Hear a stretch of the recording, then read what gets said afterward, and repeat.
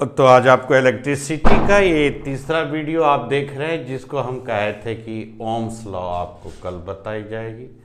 ये है Ohm's law. Ohms का नियम बहुत ही मायने रखता है। मतलब आपको ऐसे समझना है कि अगर कभी किसी वायर में, कोई भी वायर में, अगर हमें पोटेंशियल डिफरेंस कराने के लिए हमें कुछ करंट को भी तो फ्लो करानी पड़ेगी, कि हमें ये भी तो देखनी पड़ेगी कि आखिर कितना करंट फ्लो कराने से कितना पोटेंशियल डिफरेंस उत्पन्न होती है। करंट फ्लो कराने का भी वही तजुर्बा था Q/T चार्ज/T, जो आपने पहले ही इसमें पढ़े। यानी इस बारे में, इस सब चीज़ से अच्छी तरह से कॉन्सेप्ट को क्लियर कराने के लिए ओम्स जी ने एक नियम दिए थे, जिसको कहते हैं Ohm's law. Ohm's law state करती है, अगर ओम्स लॉ क्या कहती है, जरा इस चीज को ध्यान दीजिए कि एट कांस्टेंट टेम्परेचर, समझ रहे हैं, हम इसको पहले लिख देते हैं ताकि आपको समझने में आसानी हो। एट कांस्टेंट टेम्परेचर, समान ताप पर, मतलब ये कांस्टेंट टेम्परेचर जो होती है, इसमें बिल्कुल भी कुछ भी क्लैरिफाई नहीं होना चाहिए। मतलब टेम्परेचर शुड बी नॉर्मल, मतलब जो कुछ भी एक वायर में जो टेम्परेचर है वो कॉमन होनी चाहिए। The current flowing, the current flowing through a conductor is directly proportional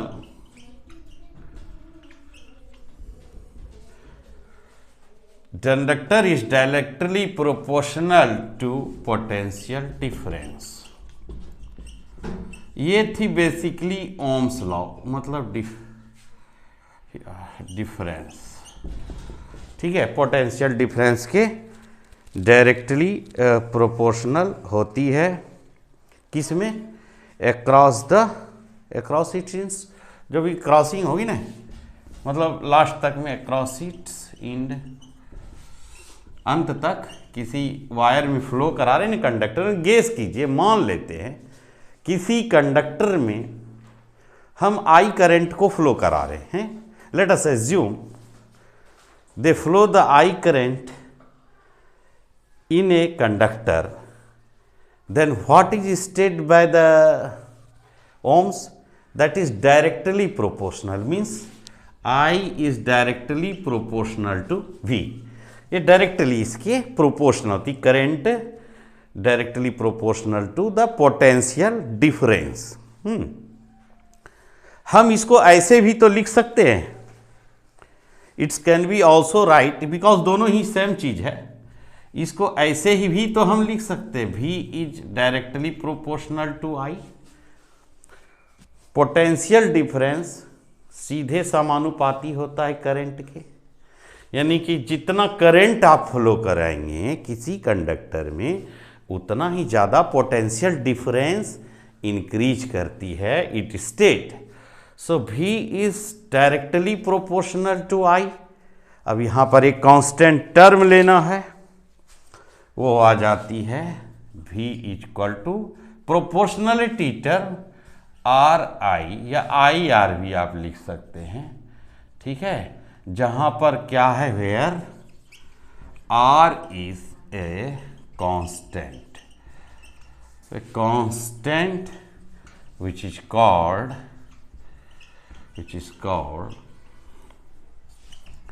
resistance।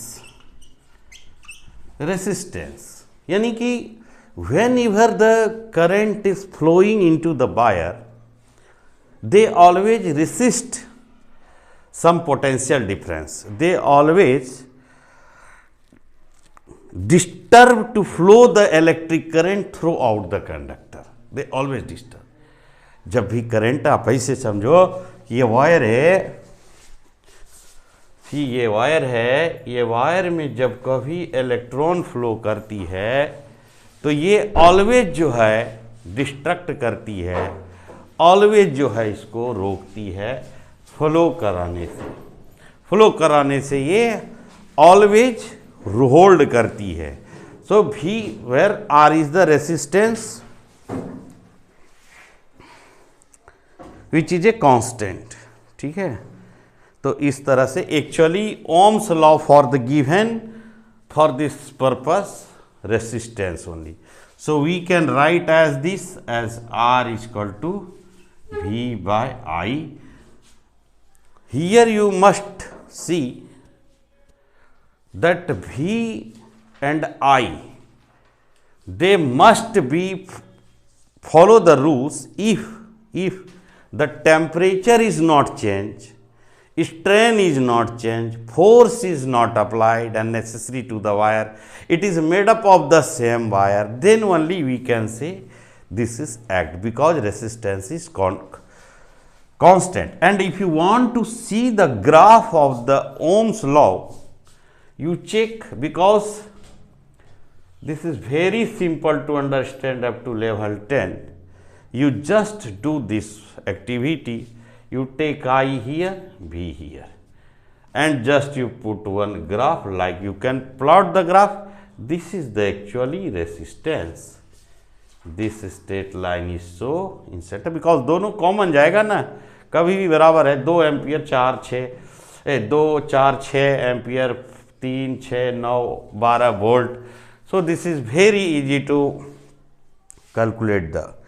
So the current is directly proportional to potential. यहाँ पे एक बात आ रही है निकल करके कि एक बात आ रही कि जो है करेंट जो है इज डायरेक्टली प्रोपोर्शनल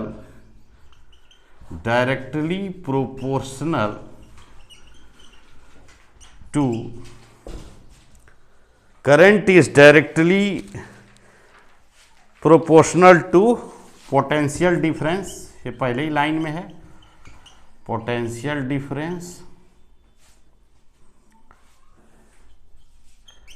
देख भी रहे हैं, current is directly proportional to potential difference, and one this is the actually Ohm's law, and another one is the current is inversely proportional to resistance, and the current is inversely proportional to resistance। क्या देख रहे हैं, inversely proportional होता है। देख भी रहे ना, आर आई है, आई नीचे है ना, आर ऊपर है, देख रहे हैं इनवर्सली। यानी कि अगर हम रेसिस्टेंस को बढ़ाएंगे तो करंट इफेक्टिव करेगी, अगर करंट को बढ़ाएंगे तो रेसिस्टेंस इफेक्टिव होगी, डिक्रीज करेगी।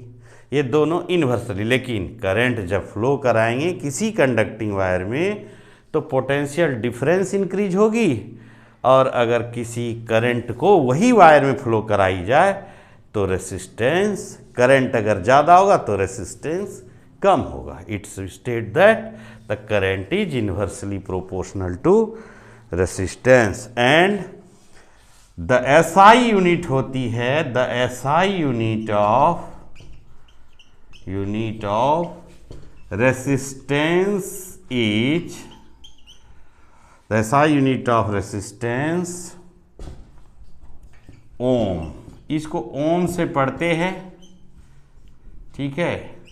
And 1 ohm, what is the state by the 1 ohm? 1 ohm state that 1 volt potential difference per ampere है। 1 volt potential difference is created in 1 ampere electric supply, then it state that 1 ohm work is done, 1 ohm resistance is created. So 1 ohm equal to, सीधी भाषा में 1 volt by 1 ampere। देख रहे, सबके ऐसा unit में लिखे, volt का वोल्ट, एम्पियर का एम्पियर, वोल्ट बाय एम्पियर। अब एक छोटा छोटा सवाल सब 1 2 देखते हैं। potential difference between the 2 points wire carrying connector 2 amperes current is, calculate the potential difference into that point. There are very 2-3 small solution. You have written, see that I am telling you. Pause कर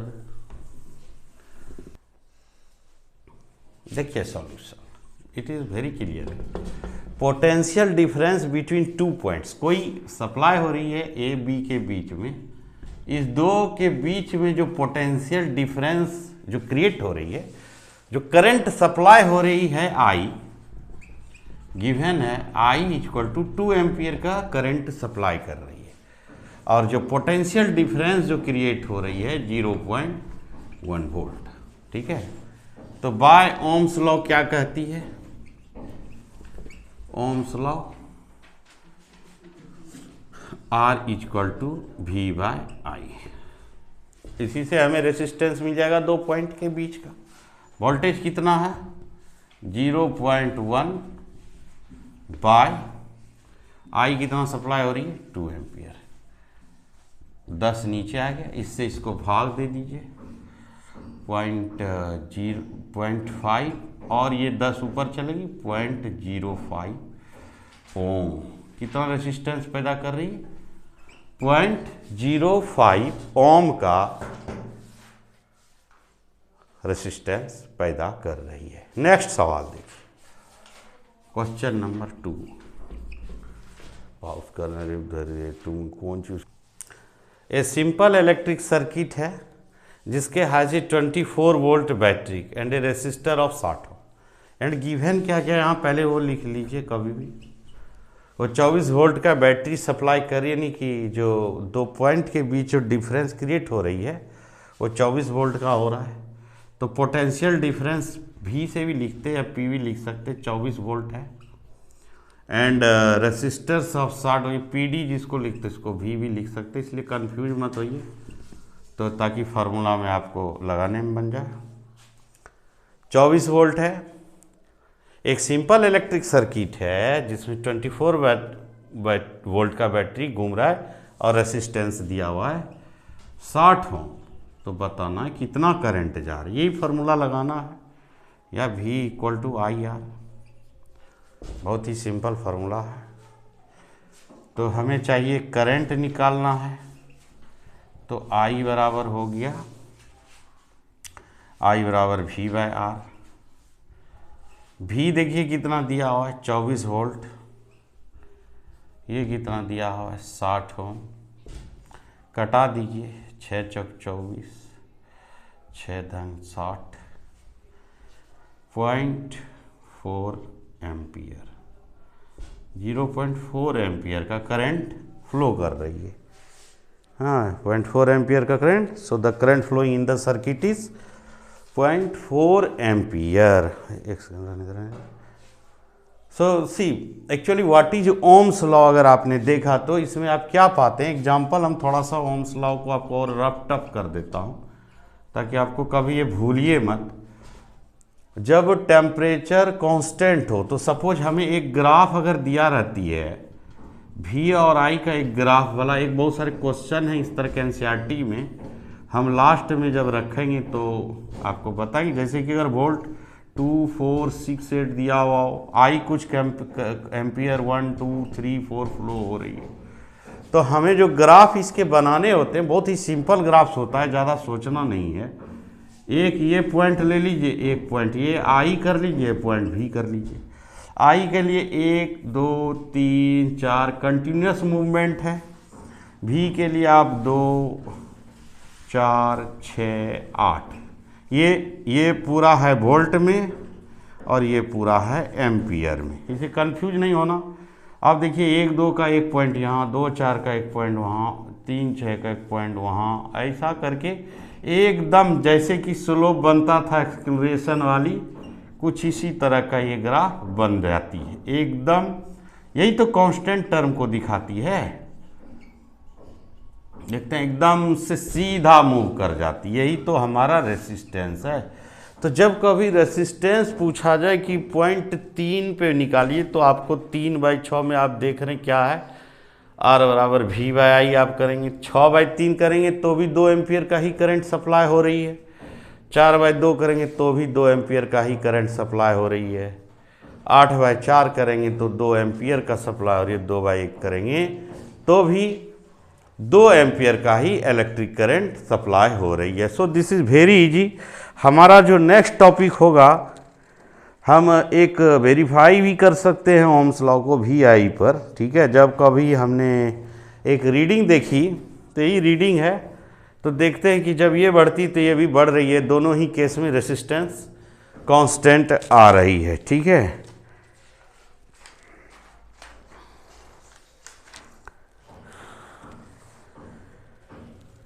factor affected in the resistance of a conductor. Resistance क्या effect डालती है, जो हमारा next topic